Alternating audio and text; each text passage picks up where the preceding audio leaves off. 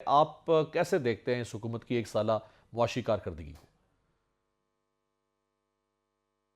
الرحمن الرحیم۔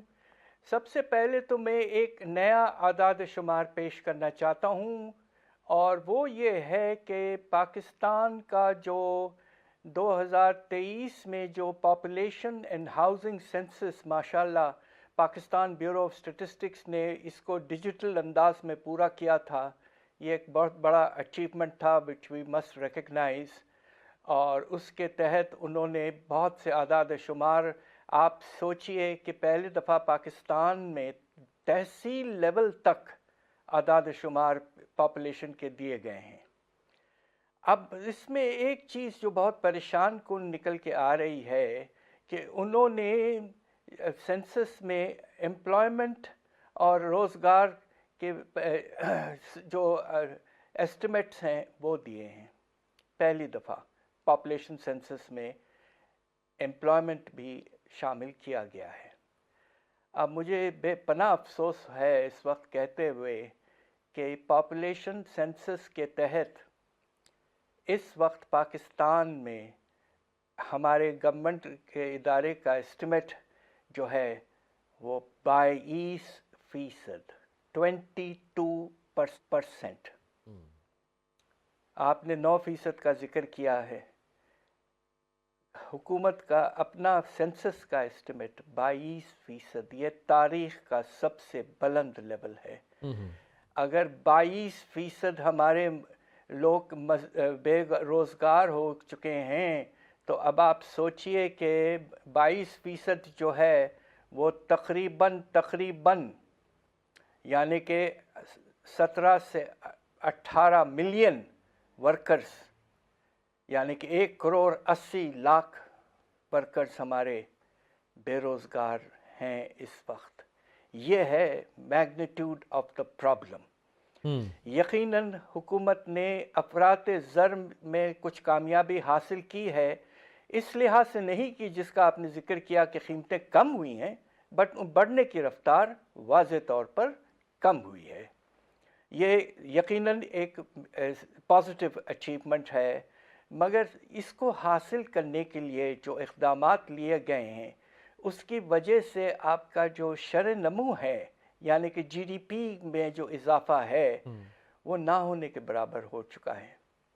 پہلے 3 مہینے اس سال کے 1% بھی گروتھ ریٹ آپ حاصل نہیں کر پائے، اور صنعتی پیداوار تو منفی ہے، اور یہی وجہ ہے کہ بے روزگاری میں بے تحاشا اضافہ حکومت خود کہہ رہی ہے، Pakistan bureau of statistics. So mixed picture ہے، کہیں کچھ حد تک کامیابی، مگر بہت زیادہ پریشانی اس بات پہ ہے کہ لوگوں کے روزگار جو ہے وہ متاثر بہت بری طرح سے ہو چکا ہے، اور دوسری طرف قیمتیں بڑھنے کی وجہ سے ان کے حالات جو ہیں سٹینڈرڈ آف لیونگ میں بہت کمی آ چکی ہے۔ ڈاکٹر صاحب، ایک عام آدمی جب کمپیرزن کرتا ہے پولیٹیکل اکانومی کو سامنے رکھتے ہوئے تو وہ یہ دیکھتا ہے کہ گزشتہ حکومت میں مجھے کیا مل رہا تھا اور آج مجھے کیا مل رہا ہے، تو وہ فرق تو بہت واضح ہے۔ یعنی گزشتہ حکومت میں، اس پی ڈی ایم کی حکومت سے پہلے، اگر ڈالر 188 پہ تھا تو اب ڈالر 350 تک گیا، اب 280 کے آس پاس ہے۔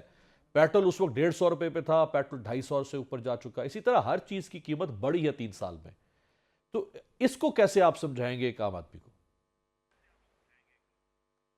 بات دراصل یہ ہے کہ ہمارے جو ریزروز کی پوزیشن تھی، آپ کو تو یاد ہوگا کہ بہت گر چکے تھے، اور 2022-23 کے اینڈ میں صرف 4 ارب ڈالر ہمارے پاس بچ گئے تھے، تقریباً دیوالیے کے قریب آ چکے تھے۔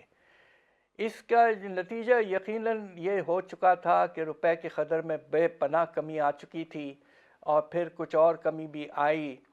افراط زر میں اضافہ جو ہوا تھا، جس طرح آپ نے ذکر کیا 38 سے 40%، وہ 2-3 بڑے وجوہات کے بنا پر ہوا تھا۔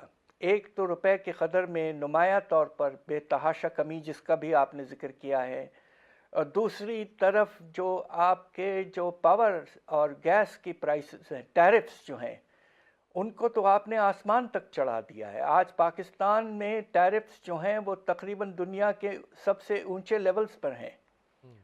تیسری طرف جو ہوا ہے کہ آپ نے روپے کی جو قدر کمی ہوئی ہے اس کے نتیجے میں مختلف آئٹمز کی پروڈکشن کاسٹ بھی بڑھی ہے پاکستان کے اندر، اور اس کے نتیجے میں قیمتوں میں بھی اضافہ ہوتا رہا ہے. تو بہت سے فیکٹرز ہیں جس کی وجہ سے پاکستان میں افراط زر پیک پہ پہنچا، تاریخ کا سب سے بلند لیول 38 to 40%، اور اب خدا نخواستہ تاریخ کا سب سے بلند بے روزگاری کا لیول 22%. یہ تو حیرت انگیز ہے، اور یہ گورنمنٹ کا اپنا پاکستان بیورو آف اسٹیٹسٹکس کا اسٹیمیٹ ہے. تو بہت پریشانی ہے.